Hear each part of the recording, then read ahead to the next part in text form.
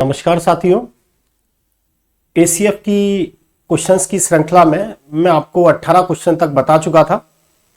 आज हम question number 19 की बात कर रहे हैं, जो आपसे सेकंड ग्रेड 2016 में पूछा गया और एक बहुत बेहतरीन और बहुत अच्छा क्वेश्चन था। वो बात अलग है कि पूछने का तरीका अलग था क्वेश्चन इलेक्ट्रॉन बंधुता पर ही। अब क्वेश्चन का मूल आधार ये था कि आप सबको पता है कि अगर किसी परमाणु के अंदर जब हम पहला एक्स्ट्रा इलेक्ट्रॉन जोड़ते हैं तो सामान्यतः ये प्रक्रम ऊष्माक्षेपी होता है, क्योंकि एनर्जी रिलीज होती है। जो क्वेश्चन नंबर 19 है वो आपको इंफॉर्मेशन दे रखी है, जिसमें वो कह रहा है कि जो ऑक्सीजन गैस है या ऑक्सीजन का कोई परमाणु है, उसके अंदर हम पहला इलेक्ट्रॉन जब जोड़ते हैं तो वो O- में बदलता है और उस दौरान जो एनर्जी बाहर निकलती है वो माइनस की 141.4 किलो जूल प्रति मोल निकलती है। फिर जब इस ऋणायन के अंदर दूसरा इलेक्ट्रॉन जोड़ा जाता है तो ये ऑक्साइड आयन में कन्वर्ट हो जाता है और उस समय एनर्जी हमें देनी पड़ती है। इस क्वेश्चन का मतलब यह है कि जो पहली इलेक्ट्रॉन बंधुता है सामान्यतः वो ऊष्माक्षेपी प्रक्रम होता है, लेकिन जो द्वितीय इलेक्ट्रॉन बंधुता होती है वो हमेशा और हमेशा कैसा प्रक्रम है? ऊष्माशोषी प्रक्रम है। इस क्वेश्चन को देखने से कई बातें पता चली कि किसी उदासीन परमाणु के अंदर जब एक्स्ट्रा इलेक्ट्रॉन जोड़ा जाता है तो वो सामान्यतः वो प्रक्रम ऊष्माक्षेपी होता है, लेकिन जब किसी ऋणायन के अंदर कोई एक्स्ट्रा इलेक्ट्रॉन जोड़ा जाता है तो वो 100% ध्यान रखें ऊष्माशोषी प्रक्रम है। अगर इस क्वेश्चन को हम फाइनली देखें तो इस क्वेश्चन में ऑक्सीजन के अंदर 2 इलेक्ट्रॉन जोड़े हैं।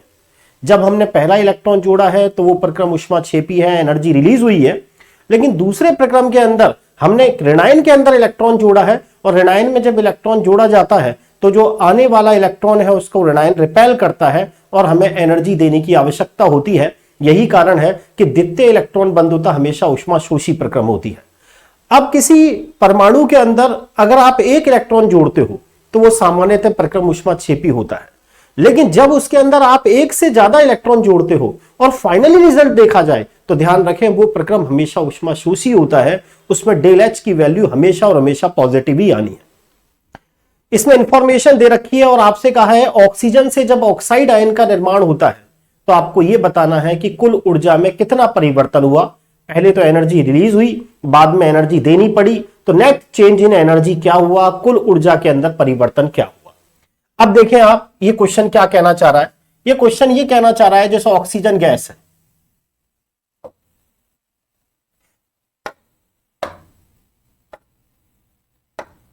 ये क्वेश्चन ये कहना चाह रहा है जैसे ऑक्सीजन है, हमने इसके अंदर पहला इलेक्ट्रॉन जोड़ा और ये कन्वर्ट हुआ O-। आपको पता है कि किसी भी गैसीय परमाणु के संयोजी कोश में जब इलेक्ट्रॉन जोड़ा जाता है तो सामान्यतः ऊर्जा बाहर निकलती है और वो प्रक्रम हम सबको पता है कैसा प्रक्रम होता है, ऊष्माक्षेपी प्रक्रम है सामान्यतः। अब इस जो दूसरा प्रक्रम है, जो सामान्यतः दूसरा प्रक्रम है, उसके अंदर क्या हुआ, O- के अंदर वापिस एक और इलेक्ट्रॉन जोड़ा गया और O- कन्वर्ट हुआ O-2 में। अब ये मुझसे कहना चाह रहा है इस क्वेश्चन में ऑक्सीजन से जब O-2 बना, यानी फाइनली अगर मैं इसके अंदर देखूं तो प्रोसेस ये हुआ कि इस ऑक्सीजन के अंदर हमने 2 इलेक्ट्रॉन जोड़े और ये फाइनली O जो है वो किसके अंदर कन्वर्ट हो रहा है, O-2। यहां एक इलेक्ट्रॉन नहीं जोड़ा गया, यहां एक से ज्यादा इलेक्ट्रॉन जोड़े गए। तो अभी भी मैंने कहा जब हम पहला इलेक्ट्रॉन जोड़ते हैं तो वो सामान्यतः प्रक्रम ऊष्माक्षेपी होता है, द्वितीय इलेक्ट्रॉन जोड़ा जाता है तो वो ऊष्माशोषी होता है। और कुल मिलाकर अगर उस प्रक्रम को देखा जाए, अगर उसके अंदर एक से ज्यादा इलेक्ट्रॉन जुड़ जाते हैं तो ध्यान रखें वो प्रक्रम हमेशा और हमेशा ऊष्माशोषी आएगा। अब इसके अंदर जब आपने पहला इलेक्ट्रॉन जोड़ा तो एनर्जी रिलीज हुई माइनस 141.4 किलो जूल, और जब ऋणायन के अंदर आपने इलेक्ट्रॉन जोड़ा तो जो एनर्जी आपको देनी पड़ी वो देनी पड़ी 790.8 किलो जूल प्रति मोल। अब आपसे पूछा गया कि बताएं फाइनली क्या हुआ, तो एक बार तो एनर्जी रिलीज हुई और दूसरी बार एनर्जी देनी पड़ी, तो सीधी सी बात है कुल प्रक्रम मैंने आपसे कहा ऊष्माशोषी होना है।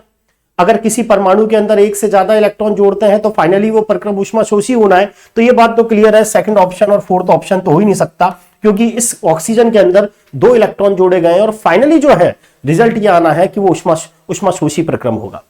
अब 790.8 तो देनी पड़ी, फिर 141.4 एनर्जी रिलीज हुई। अगर आप इन दोनों को जोड़ोगे तो फाइनली आपको दिख रहा होगा रिजल्ट क्या आएगा, 649.4 किलो जूल प्रति मोल आएगा। मैं समझता हूं ये क्वेश्चन आपके समझ में आ गया। नेक्स्ट क्वेश्चन की बात करें तो अगला जो क्वेश्चन है वो आपसे कई बार पूछा गया। देखिए एक बार अगला क्वेश्चन देखिए। अगले क्वेश्चन वही है, आपको अलग अलग आयंस दे रखे हैं, अलग अलग परमाणु दे रखे हैं और आपसे यह पूछा जा रहा है कि बताएं इनमें से साइज का क्रम क्या होगा। अब आपको कौन कौन से यहां आयंस दिए हैं, देखें Na+, आपको दिया है F- और आपको दिया है Mg+, और साथ में हमें एक और परमाणु दिया है एल्युमिनियम। सबसे पहले जब भी मुझे आयंस दे रखे हों तो ऐसे क्वेश्चंस को सॉल्व करने के लिए आप सबसे पहले देख लें क्या ये सम इलेक्ट्रॉनिक स्पीसीज तो नहीं है। तो देखें Na+, आपको पता है 11 में से एक इलेक्ट्रॉन जग गया तो 10, फ्लोराइड में 9 और 1 10, मैग्नीशियम 12 में से 2 चले गए तो इलेक्ट्रॉन कितने रहेंगे 10। पहले आप इस क्वेश्चन को इन तीनों को सॉल्व करें, इसी से ही आपका आंसर आ जाएगा। ये जो आरपीएससी के ऑप्शंस होते हैं मैं आपको पहले ही बता चुका, बहुत डीप नहीं होते, बहुत गहरे नहीं होते, ऊपर ऊपर के ऑप्शंस होते हैं। अगर आपको मोटा मोटा भी आंसर आता है तो क्वेश्चन सॉल्व हो जाता है। अब आपको पता है ये सम इलेक्ट्रॉनिक स्पीसीज है। मैं आपको पहले ही बता चुका कि जो सम इलेक्ट्रॉनिक स्पीसीज होती है उसमें जिसके ऊपर पॉजिटिव चार्ज जितना ज्यादा होता है उसकी साइज उतनी छोटी होती जाती है, और जिसके ऊपर जितना ज्यादा नेगेटिव चार्ज होता है उसकी साइज उतनी ही क्या हो जाती है, बड़ी होती जाती है। जैसे जैसे पॉजिटिव चार्ज आता है साइज छोटी होती है, जैसे जैसे नेगेटिव चार्ज आता है साइज क्या होती है, बड़ी होती है। इन ऑप्शंस के आधार पर ही आंसर देखें। मुझसे कहा ये आपको स्पीसीज दे रखी हैं, आपको साइज के ऑर्डर में इनको अरेंज करना है। क्लियर बात है, पहला ऑप्शन तो गलत है। क्यों गलत है? क्योंकि आपको पता है Mg+2 का आकार तो फ्लोराइड से छोटा होता है। अब ऑप्शन नंबर अगर हम थर्ड में जाएं तो ये भी गलत है, क्योंकि इसमें Na+ से बड़ी साइज किसकी बता रखी है, Mg+2 की, और आपको पता है Mg+2 की साइज तो छोटी है बल्कि Na+ की कैसी है, बड़ी है। थर्ड ऑप्शन भी गलत हो गया। फोर्थ ऑप्शन तो स्पष्ट है, बिल्कुल गलत है, क्योंकि इसमें तो फ्लोराइड की साइज सबसे छोटी दिखा रखी है, और जबकि आपको पता है Na+, Mg+2, फ्लोराइड आयन ये तो सम इलेक्ट्रॉनिक स्पीसीज है, और इसके अंदर तो सबसे बड़ी जो साइज है वो फ्लोराइड की होनी है और सबसे छोटी साइज किसकी होनी है, Mg+2 की। तो क्लियर बात है, आंसर तो सेकंड ही जाना है। अभी सेकंड के अंदर देखें Mg+2 से बड़ा Na+ से बड़ा फ्लोराइड। अब हमारे समझ में आया ये तो आयन है, लेकिन एल्युमिनियम सबसे बड़ा क्यों है? क्योंकि इसका विन्यास है 2s2 2p6, इसका विन्यास है 2s2 2p6, इसका विन्यास है 2s2 2p6, और आप सबको पता है जो एल्युमिनियम है इसका विन्यास क्या है, 3s2 3p1। क्योंकि इसके अंदर कोशों की संख्या 2 है, इसमें कोशों की संख्या 2 है, इसमें कोशों की संख्या 2 है, लेकिन इसमें कोशों की संख्या कितनी है, 3 है। और आपको पता है जैसे जैसे कोशों की संख्या बढ़ती चलेगी साइज क्या होती चलेगी, बढ़ती चलेगी। यही कारण है कि Mg+2 से बड़ा Na+ से बड़ा फ्लोराइड और फ्लोराइड से बड़ा एल्युमिनियम। ऐसा जब भी क्वेश्चन आ जाए तो ध्यान रखें, पहले तो सम इलेक्ट्रॉनिक स्पीसीज वाले को सॉल्व कर लें। जो सम इलेक्ट्रॉनिक स्पीसीज होती है उनमें जितना पॉजिटिव चार्ज होता है साइज छोटी होती है, नेगेटिव चार्ज होगा साइज आपको पता है बड़ी होगी। उसको सॉल्व करने के बाद जो बचे हुए परमाणु फॉर्म में अगर क्वेश्चन और दे रखा है तो फिर आप कोशों की संख्या देखें। इसका विन्यास 1s2 2s2 2p6, 2s2 2p6, 2s2 2p6, लेकिन इसका विन्यास 3s2 3p1। इसमें कोशों की संख्या 3 है, इनमें कोशों की संख्या 2 है। कोशों की संख्या बढ़ती चलेगी तो आपको पता है साइज भी क्या होता चलेगा, बढ़ता चलेगा। नेक्स्ट क्वेश्चन की बात करें, लैब असिस्टेंट 2016 के अंदर क्वेश्चन आया, निम्नलिखित में से वो कौन सा विन्यास है जो सर्वाधिक विद्युत ऋणी परमाणु का है। अब आप सबको पता है कि जो सबसे ज्यादा विद्युत ऋणता होती है वो कौन से परमाणु की है, फ्लोरीन, और फ्लोरीन का विन्यास आप सबको पता है 1s2 2s2 2p5। क्लियर दिख रहा है? ये बाह्यतम कोश है, ये उपांत्य कोश है। जो बाह्यतम कोश है उसके अंदर ns में कितने इलेक्ट्रॉन हैं, 2, और np के अंदर कितने हैं, 5। तो सीधी सी बात है ये वाला जो ऑप्शन है वो ऑप्शन थर्ड होगा, क्योंकि सर्वाधिक विद्युत ऋणी तत्व तो आपको पता है फ्लोरीन है, और फ्लोरीन के जो बाह्यतम कोश है उसके अंदर 7 इलेक्ट्रॉन होते हैं। इसीलिए जो विन्यास रहेगा वो कौन क्या रहेगा, ns2 np5।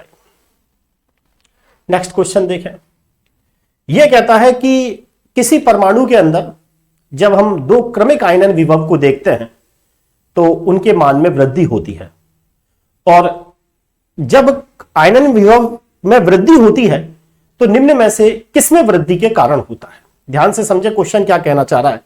यह क्वेश्चन ये कहना चाह रहा है जैसे सोडियम, आपने इसमें से पहला इलेक्ट्रॉन बाहर निकाला, ये कन्वर्ट हो जाएगा Na+ में। फिर अगर आपने इसमें से एक और इलेक्ट्रॉन बाहर निकाला तो ये कन्वर्ट हो जाएगा Na+2। अब आपको पता है पहला इलेक्ट्रॉन बाहर निकालने के लिए जो एनर्जी देंगे उसे फर्स्ट आईपी कहेंगे, और दूसरा इलेक्ट्रॉन बाहर निकालने के लिए जो एनर्जी देंगे वो सेकेंड आईपी देंगे। हमेशा किसी भी तत्व के लिए सेकेंड आईपी का मान हमेशा फर्स्ट आईपी से क्या होता है? ज्यादा होता है। बस ये क्वेश्चन यही कह रहा है। ये क्वेश्चन ये कह रहा है कि अगर किसी परमाणु के दो क्रमिक आयनन विभव के मान में वृद्धि, कहने का मतलब यह है कि फर्स्ट आईपी से ज्यादा सेकंड आईपी होता है। सबको पता है कि फर्स्ट आईपी से ज्यादा सेकंड आईपी होता है। जब वो ये कहना चाह रहा है तो निम्न में से किसमें वृद्धि के कारण होता है, यानी फर्स्ट आईपी से ज्यादा सेकंड आईपी है। अब वो आपसे पूछना चाह रहा है कि जो सेकंड आईपी है वो फर्स्ट आईपी से ज्यादा क्यों है, ऐसा क्या कारण है। और वो ये पूछना चाह रहा है कि फर्स्ट आईपी से ज्यादा सेकंड आईपी होता है तो इस दौरान किस चीज में वृद्धि होती है, यानी फर्स्ट आईपी से ज्यादा सेकंड आईपी क्यों ज्यादा होता है। सेकंड ऑप्शन देखें, क्या किसमें वृद्धि के कारण, क्या आयनिक त्रिज्या बढ़ती है क्या? तो अगर हम देखें, यह कहना चाह रहा है कि सेकंड आईपी फर्स्ट आईपी से ज्यादा होता है। तो आखिरकार सेकंड आईपी फर्स्ट आईपी से ज्यादा होता है तो किस कारण से ज्यादा होता है या किस चीज में वृद्धि होती है? तो अगर हम देखें फर्स्ट आईपी और सेकंड आईपी में अगर देखें तो सोडियम से Na+ बना, Na+ बना तो आपको पता है साइज क्या हो जाएगी? छोटी। तो ये कह रहा है कि जब फर्स्ट आईपी से ज्यादा सेकंड आईपी होता है तो आखिरकार किस चीज में वृद्धि होती है? तो आपको पता है आयनिक त्रिज्या में तो कमी आ रही है, क्योंकि Na किसमें बदल रहा है? Na+ में, तो साइज छोटी हो रही है। यही कारण है फर्स्ट आईपी से ज्यादा क्या हो रहा है? Second IP. तो ये ऑप्शन तो हो नहीं सकता। अगर ऑप्शन नंबर थर्ड देखें, इलेक्ट्रॉन की संख्या, यह कह रहा है कि सेकंड आईपी फर्स्ट आईपी से ज्यादा क्यों है, क्या इलेक्ट्रॉन की संख्या यहां बढ़ी है? तो आपको दिख रहा है इलेक्ट्रॉन की संख्या यहां बढ़ती नहीं है, बल्कि इलेक्ट्रॉन की संख्या में तो क्या होती है? कमी होती है। लेकिन फर्स्ट आईपी से ज्यादा सेकंड आईपी क्यों होता है? इसका रीजन क्या है? क्योंकि आपको पता है जेड इफेक्टिव में क्या हो रही है? वृद्धि हो रही है। हमें पता है कि जो जेड इफेक्टिव होता है वो प्रोटॉन की संख्या के तो समानुपाती होता है और इलेक्ट्रॉन की संख्या के क्या होता है? व्युत्क्रमानुपाती होता है। जब हम यहां से Na से Na+ में जब बदलता है तो प्रोटॉन की संख्या तो वही रहती है, लेकिन इलेक्ट्रॉन की संख्या में क्या आ जाती है? कमी, और उसके कारण जेड इफेक्टिव में क्या हो जाती है? वृद्धि हो जाती है। और जो जेड इफेक्टिव में वृद्धि होने के कारण नाभिक इलेक्ट्रॉन को ज्यादा आकर्षित करता है और उस इलेक्ट्रॉन को बाहर निकालने के लिए हमें एनर्जी कैसी देनी पड़ती है? ज्यादा देनी पड़ती है। यही कारण है कि प्रभावी नाभिक के आवेश में क्या होती है? वृद्धि होती है। यह कह रहा है क्वेश्चन फर्स्ट आईपी से ज्यादा सेकंड आईपी होता है, सबको पता है। अब यह कह रहा है कि फर्स्ट आईपी से सेकंड आईपी ज्यादा क्यों होता है? तो रीजन नंबर 1, जेड इफेक्टिव में तो वृद्धि होती है, आयनिक त्रिज्या में कमी आती है और इलेक्ट्रॉन की संख्या में भी क्या आती है? कमी आती है। अब उसने यही चीज पूछी कि फर्स्ट आईपी से ज्यादा सेकंड आईपी होता है, तो आपको यह बताना है कि किस चीज में वृद्धि होती है, किस चीज में वृद्धि होती है, किस में वृद्धि होती है। तो जेड इफेक्टिव में तो वृद्धि होती है और इन चीजों में दोनों में क्या आती है? कमी आती है। इसीलिए इसका आंसर क्या गया? फर्स्ट गया। नेक्स्ट क्वेश्चन देखें, नीट 2019 में पूछा गया। मैं आपको इस क्वेश्चन को कई बार बता चुका। सेकंड आवर्त के तत्वों का आयनन विभव बार बार अलग अलग तरीके से पूछा जाता है। वही question, lithium, beryllium, boron, carbon, nitrogen, oxygen, fluorine, neon. हम बात कर चुके, आवर्त में बाएं से दाएं जाने पर जेड इफेक्टिव में वृद्धि होती है, आवर्त में बाएं से दाएं जाने पर साइज कम होता है, आवर्त में बाएं से दाएं जाने पर आयनन विभव के मान में वृद्धि होती है। लेकिन आयनन विभव के मान में जो वृद्धि है वो लगातार नहीं होती, बल्कि इसके अंदर कुछ बीच बीच में क्या आते हैं? एक्सेप्शंस आते हैं। मैं आपको बता चुका, बेरिलियम का आयनन विभव बोरोन से ज्यादा होता है। रीजन बताया था, कक्षकों की भेदन क्षमता। बेरिलियम के अंदर जब आप इलेक्ट्रॉन निकालोगे तो 2s से निकालना पड़ेगा। बोरोन के अंदर जो इलेक्ट्रॉन निकलेगा वो 2p1 से निकलेगा। s कक्षक नाभिक के पास होते हैं, अतः इलेक्ट्रॉन को बाहर निकालने के लिए ज्यादा एनर्जी देनी पड़ेगी। यही कारण है बेरिलियम का आयनन विभव बोरोन से ज्यादा होता है। बता चुका, नाइट्रोजन का आयनन विभव ऑक्सीजन से ज्यादा होता है। रीजन पहले भी बताया था, नाइट्रोजन के अंदर p3 विन्यास है, अर्धपूरित स्थायी विन्यास है। इलेक्ट्रॉन को बाहर निकालने के लिए अधिक एनर्जी की आवश्यकता पड़ेगी। तो सीधी सी बात है, ऑर्डर हुआ सबसे कम आयनन विभव तो हुआ लिथियम का, लिथियम से ज्यादा आयनन विभव बोरॉन का, बोरॉन से ज्यादा आयनन विभव हुआ बेरिलियम का, बेरिलियम से ज्यादा आयनन विभव हुआ कार्बन का, कार्बन से ज्यादा हुआ ऑक्सीजन का, ऑक्सीजन से ज्यादा हुआ नाइट्रोजन का, नाइट्रोजन से ज्यादा हुआ फ्लोरीन का, और सबसे ज्यादा जो आईपी होगा वो किसका होगा, नियॉन का होगा। यानी किसी भी आवर्त के अंदर अगर हम बात करें तो जो सर्वाधिक आयनन विभव होता है वो किसका होता है, अक्रिय गैसों का होता है।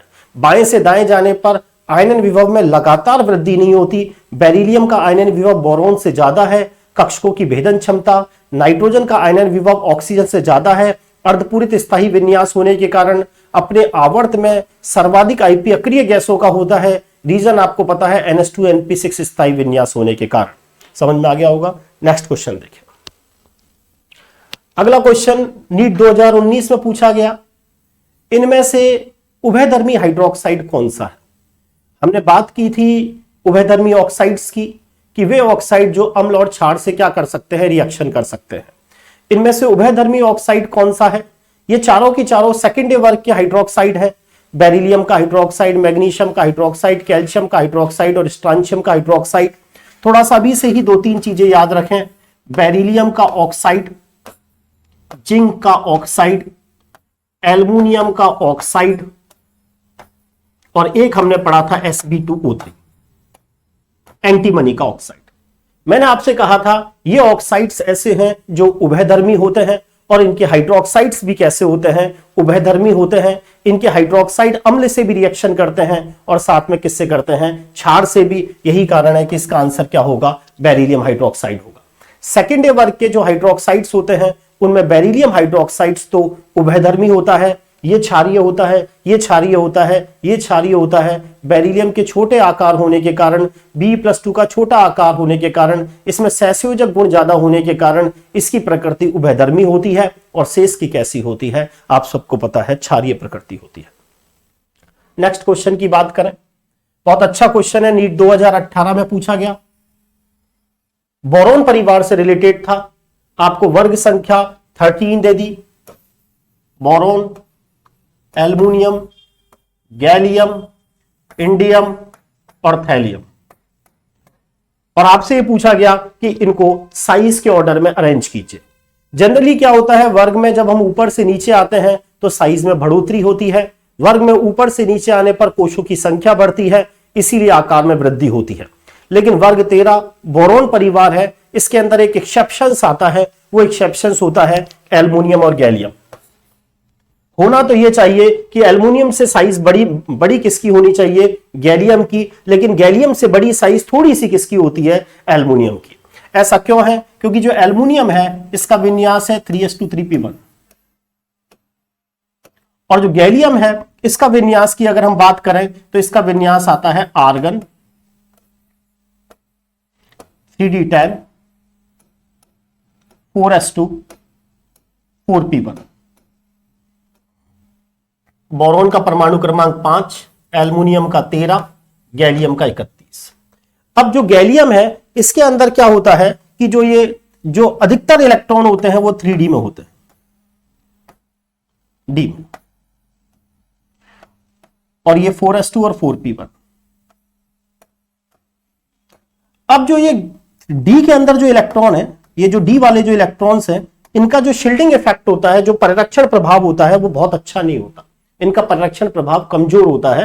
कहने का मतलब परिरक्षण प्रभाव इनका कमजोर होने के कारण ये जो नाभिक है वो ये इन इलेक्ट्रॉनों को अपनी ओर ज्यादा आकर्षित करता है। वापिस समझे, होता क्या है, गैलियम के अंदर संक्रमण संकुचन पाया जाता है। आपसे पूछे एल्युमिनियम और गैलियम में, गैलियम की साइज थोड़ी सी छोटी होती है, एल्युमिनियम की बड़ी होती है, क्यों? तो रीजन देंगे कि गैलियम के अंदर या ऐसा संक्रमण संकुचन के कारण होता है।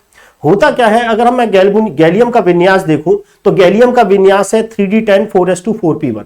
जो डी वाले उपकोष, जब डी उपकोष के अंदर जो इलेक्ट्रॉन्स होते हैं उनका परिरक्षण प्रभाव, स्क्रीनिंग इफेक्ट या शील्डिंग इफेक्ट कमजोर होता है। कहने का मतलब नाभिक के चारों ओर ये आवरण बहुत अच्छा नहीं चढ़ा पा रहे हैं, उसके कारण नाभिक इन इलेक्ट्रॉनों को अपनी ओर खींचता है, परिणाम स्वरूप साइज में क्या आती है, कमी आती है। यही कारण है बोरॉन से बड़ी साइज तो एल्युमिनियम की है। एल्युमिनियम और गैलियम में साइज बड़ी होनी चाहिए गैलियम की, लेकिन होती किसकी है, एल्युमिनियम की, गैलियम से बड़ा इंडियम, इंडियम से बड़ा कौन, थैलियम। तो देखें ऐसा ऑप्शन कौन सा है, बोरॉन।